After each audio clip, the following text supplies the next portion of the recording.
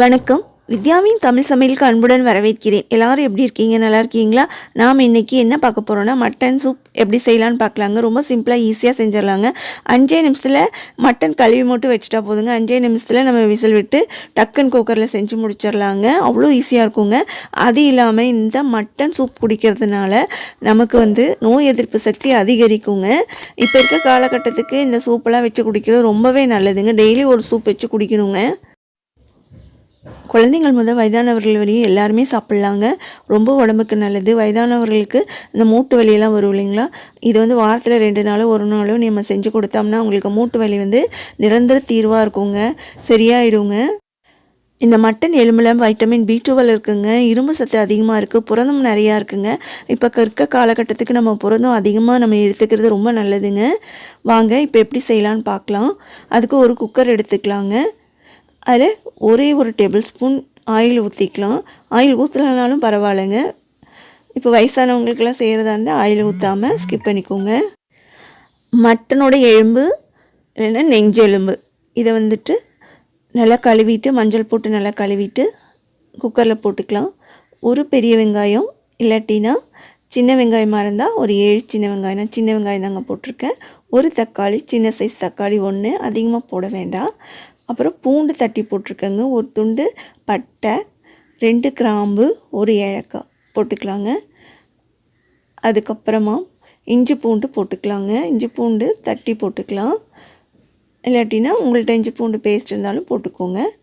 உப்பு ஆட் பண்ணிக்கலாங்க தேவையான அளவு. மஞ்சத்தூள் 1/4 டீஸ்பூன், 1 டேபிள் ஸ்பூன் ஜீரகம் ஆட் பண்ணிக்கலாம். இப்போ இது எல்லாமே நல்லா மிக்ஸ் பண்ணி விட்டுக்கலாங்க. அப்புறம் பச்சை மிளகாய் 2 ஆட் பண்ணிக்கலாம். ரொம்பலாம் ஆட் பண்ண வேண்டாங்க. நம்ம மிளகுத்தூள் ஆட் பண்ணுறனால பச்சை மிளகாய் கம்மியாகவே போட்டால் போதும். அது ஒரு டேஸ்ட்டுக்காக தான். மிளகுத்தூள் ஆட் பண்ணிக்கலாங்க. மிளகுத்தூள் 2 டேபிள் ஸ்பூன் ஆட் பண்ணிக்கலாம். உங்கள் காரத்தை வந்தபடி ஆட் பண்ணிக்கோங்க. கூடவோ குறைவோ போட்டுக்கோங்க. நான் 2 டேபிள் ஸ்பூன் ஆட் பண்ணியிருக்கேன். அப்புறம் கருவேப்பிலை ஒரு கொத்து போட்டுக்கலாம். கொத்தமல்லி நல்லா பிச்சு போட்டுக்கலாங்க. கட் பண்ணி போடுறத விட பிச்சு போட்டிங்கன்னா நல்லாயிருக்கும், நல்ல வாசனையாக இருக்கும். அதுக்கப்புறம் மிக்ஸ் பண்ணிக்கலாங்க. இப்போ எல்லா இன்க்ரீடியன்ஸும் நம்ம ஆட் பண்ணிட்டோங்க. இப்போ நல்லா மிக்ஸ் பண்ணி விட்டுட்டு ஒரு 5 நிமிஷம் அப்படியே இருக்கட்டுங்க. இப்போ வித்யாவின் தமிழ் சமையல் சேனலுக்கு லைக் பண்ணுங்கள், ஷேர் பண்ணுங்கள். சப்ஸ்கிரைப் பண்ணாதவங்க கண்டிப்பாக சப்ஸ்கிரைப் பண்ணிக்கோங்க. சப்ஸ்கிரைப் பண்ணுறது ஃப்ரீ தாங்க. பெல் பட்டனையும் ப்ரெஸ் பண்ணிவிடுங்க. ஆளுன்றதை ப்ரெஸ் பண்ணிக்கோங்க. இப்போ ஒரு 5 நிமிஷம் முடிஞ்சதுக்கப்புறமா தண்ணி ஊற்றிக்கலாம். தேவையான அளவு தண்ணி ஊற்றிக்கலாங்க. இப்போ நான் 1/4 கிலோ எடுத்துருக்கனால 3/4 லிட்டர் தண்ணி ஊற்றிக்கலாங்க தாராளமாக. அவ்வளோதாங்க. நம்ம இப்போ குக்கர் மூடி போட்டு வேக வச்சுக்கலாம். ஒரு கொதி வரட்டும். கொதி வந்ததுக்கப்புறமா மூடி போட்டு 5 இல்லைன்னா ஒரு 7 விசில் வரையும் வச்சுட்டு நம்ம ஆஃப் பண்ணி எடுத்துக்கலாங்க. உங்கள் குக்கர் எப்படி வேகும்னு சொல்லிவிட்டு உங்களுக்கு தெரியும் இல்லைங்களா, அந்த மாதிரி நீங்கள் வேக வச்சு எடுத்துக்கோங்க. இப்போ நான் வேக வச்சு எடுத்துட்டேன்.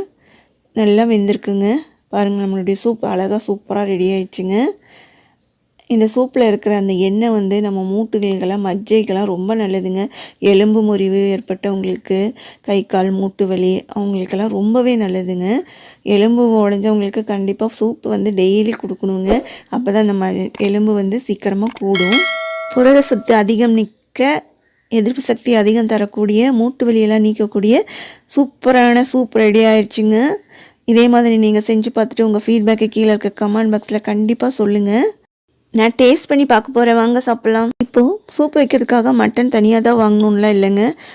எலும்பு கறி நீங்கள் வாங்கினீங்களாங்களே, அதில் நிறைய எலும்பு இருக்கும் இல்லைங்களா, அதை மட்டும் எடுத்து கூட தனியாகவே நம்ம இந்த மாதிரி சூப் வச்சு குடிக்கலாங்க.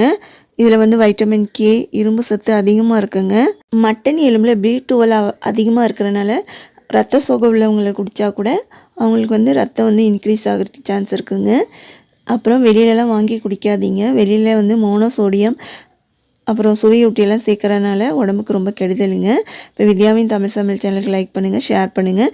சப்ஸ்கிரைப் பண்ணாதவங்க சப்ஸ்கிரைப் பண்ணிக்கோங்க. கீழே இருக்க பெல் ஐக்கானையும் ப்ரெஸ் பண்ணிக்கோங்க. நன்றி, வணக்கம். எல்லோரும் ஹாப்பியாக இருங்க. God bless you.